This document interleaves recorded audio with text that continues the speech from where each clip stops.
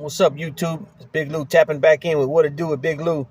And I want to touch a little bit on my childhood.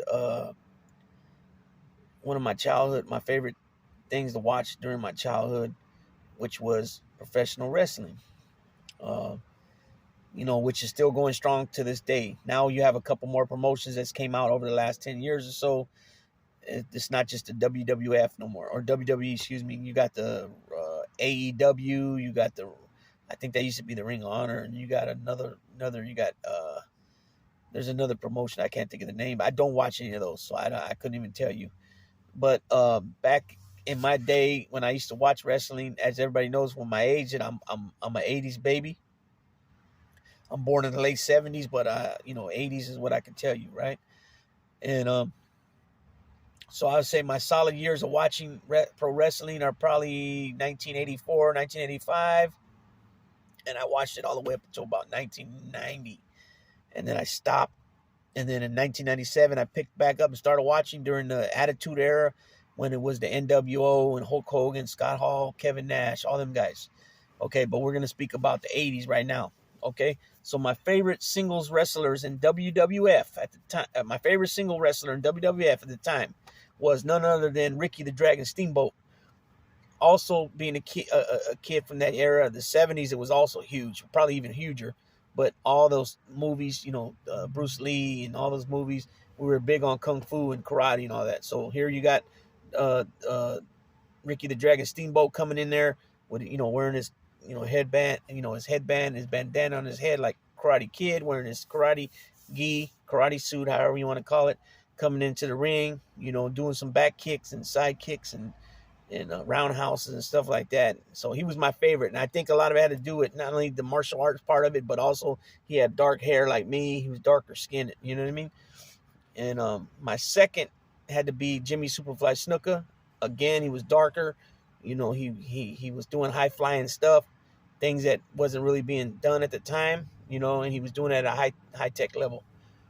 My tag team had to have been the British Bulldogs, had to be my number one tag team.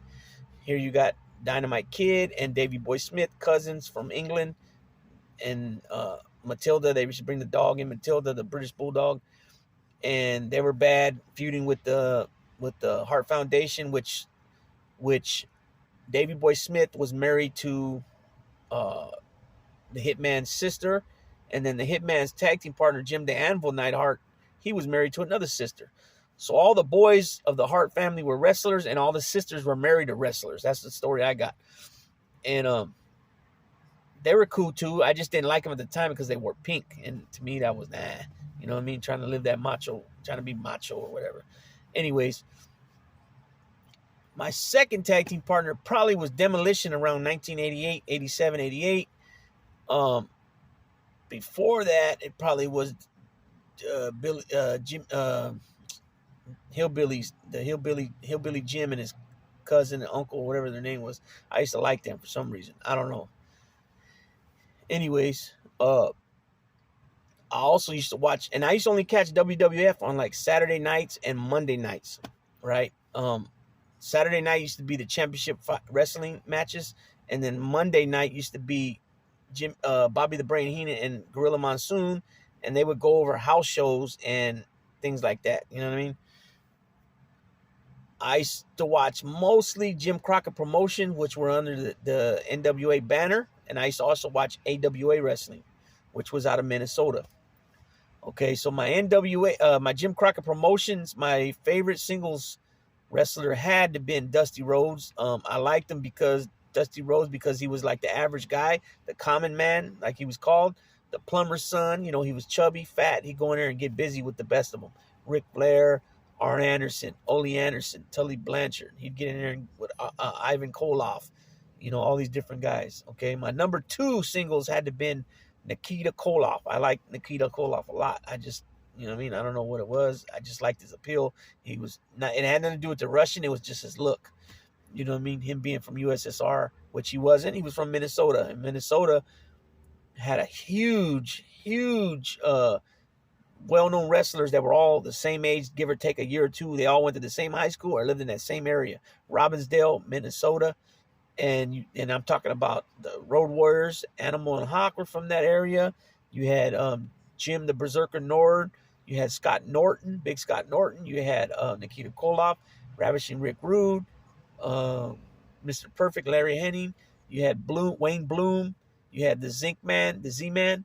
You had Jim Brazil. I can't remember what his Flying Jim or something like that. He was one half of the Killer Bees. Him, and there's a couple more guys from Minnesota. So all these guys grew, like I said, they all grew up together and they were around the same age. Then you had Ric Flair, you had Arn Anderson, you had Ole Anderson, the Minnesota Wrecking Crew. You had Larry Henning's dad, Larry Henning's dad. Excuse me, Kurt Henning's dad, Larry Henning, and you had a couple other guys, right? And it was Vern Gagne, his son Greg Gagne. And this is where Hulk Hogan started getting his push before he went to WWF.